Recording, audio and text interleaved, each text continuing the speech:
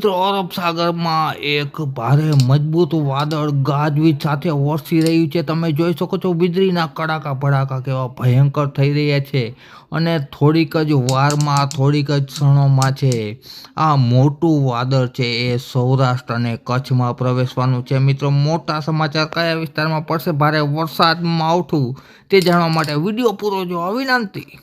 તારીખ 19 માર્ચ અને બપોરના 12 વાગ્યાના તાજા હવામાન સમાચાર જોઈએ તો કચ્છના વિસ્તારમાં હવે ટૂંક સમયમાં વરસાદી એક્ટિવિટી જોવા મળશે. મિત્રો ભારે પવન સાથે અને વીજળીના કડાકા ભડાકા સાથે અને સાથે સાથે બરફના કરા પણ પડશે.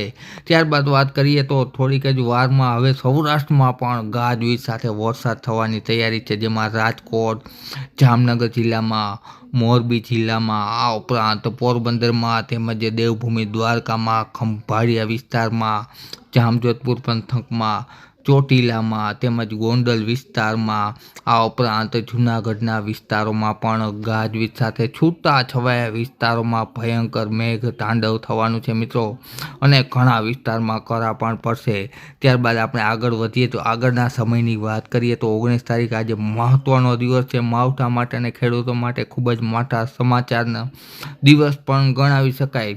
સાંજના સમયે 4 વાગ્યા બાદ મોરબીમાં, રાજકોટમાં, સુરેન્દ્રનગરમાં, બોટાદમાં, જસદણમાં, ગોંડલમાં, સાથે સાથે ભાવનગર, બોટાદ, ટૂંકમાં કહીએ તો સૌરાષ્ટ્રના મોટાભાગના વિસ્તારોમાં છૂટો છવાયો વરસાદ છે એ સાંજના સમયે જોવા મળશે. આ ઉપરાંત ઉત્તર ગુજરાતના પણ છૂટાછવાયા વિસ્તારોમાં જેમ કે થરાદ તેમજ પાલનપુર, આ ઉપરાંત રાધનપુર, સાથે સાથે મહેસાણા, ગાંધીનગર, અમદાવાદ સહિતના વિસ્તારમાં, વડોદરા, નડિયાદ સહિતના વિસ્તારોમાં, છૂટાછવાયા વિસ્તારોમાં ભારે મેઘ તાંડવ સાથે ચોમાસા જેવો માહોલ પણ જોવા મળશે. મિત્રો સાંજના સમયે પણ વરસાદી એક્ટિવિટી છે એ જોવા મળશે. આજે 19 તારીખ અને મહત્ત્વનો દિવસ છે માવઠા માટેનો, તેના માટે સ્પેશિયલ અપડેટ આપવામાં આવી છે. ફરીથી સાંજના સમયે અપડેટ આપવામાં આવશે, કયા કયા વિસ્તારમાં થયું માવઠું તે બધી જ માહિતી આપવામાં આવશે.